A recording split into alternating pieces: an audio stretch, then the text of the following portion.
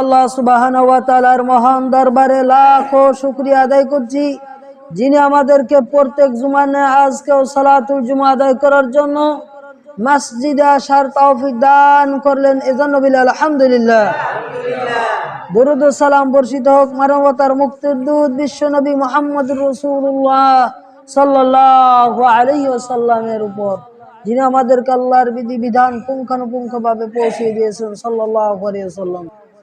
আজকের জুমার আলোচ্য বিষয় হচ্ছে উৎসবে ইহুদি খ্রিস্টান এবং মুশরিকদের সাদৃশ্য অবলম্বন করা হারাম। এ সম্পর্কে আপনার আমার নবী বিশ্ব নবী মুহাম্মদুর রাসূলুল্লাহ সাল্লাল্লাহু আলাইহি ওয়াসাল্লাম বলেন, মা তাশাব্বাহা বিকওমিন ফাহুয়া মিনহুম। যেই ব্যক্তি মুসলিম ছাড়া অন্য কোন জাতির সাদৃশ্য অবলম্বন করবে, বিজাতির সাদৃশ্য অবলম্বন করবে, ফাহুয়া মিনহুম, সেজন্য তাদের দলভুক্ত হয়ে গেল। নাউজুবিল্লাহ।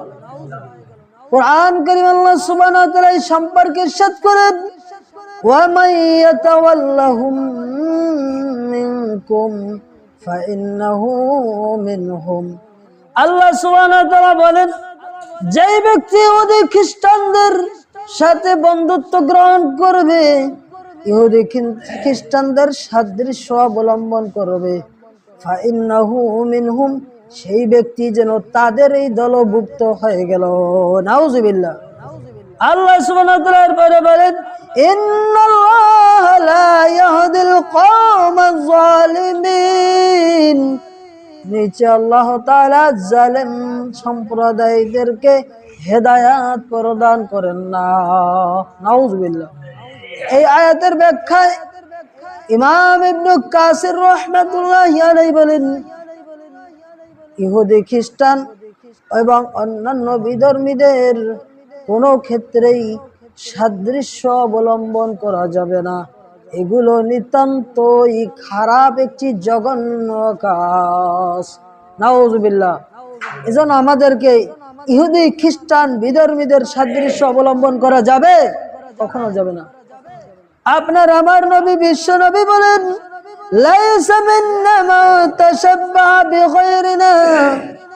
যেই ব্যক্তি আমাদের মুসলিম ছাড়া অন্য কোন জাতির সাদৃশ্য গ্রহণ করবে, লাইসা মিন্না, সেই ব্যক্তি আমাদের মুসলমানদের, আমার উম্মতের অন্তর্ভুক্ত নয়। নাউজুবিল্লাহ। নবী সাল্লাল্লাহু আলাইহি ওয়াসাল্লাম বললেন, সেই ব্যক্তি আমাদের দলভুক্ত নয়, সেই ব্যক্তি যেন তাদেরই দলভুক্ত হয়ে গেল। নাউজুবিল্লাহ। এরপরে আপনার আমার নবী বিশ্ব নবী বলেন, লা তাশাব্বাহু বিল ইয়াহুদি। আর তোমরা ইহুদিদের সাদৃশ্য গ্রহণ করো না, ওয়ালা বিন নাসারা, এবং নাসারাদের সাদৃশ্য গ্রহণ করো না। এই জন্য কোনো ক্ষেত্রেই ইহুদি খ্রিস্টান এবং বিধর্মীদের সাদৃশ্য গ্রহণ করা যাবে না। এগুলো মুসলমানদের জন্য হারাম। কখনো কোন মুসলমান বিধর্মীদের সাদৃশ্য গ্রহণ করতে পারে না। পারে? আজকের বর্তমান সময়ে দেখা গেছে, যারা পহেলা বৈশাখের নাম নিয়ে অসংখ্য নামধারী মুসলমান, অসংখ্য নামধারী আলেমরা রাজপথে মঙ্গল শোভাতে বের হয়েছে। নাউজুবিল্লাহ। এগুলো কোনো মুসলমান করতে পারে?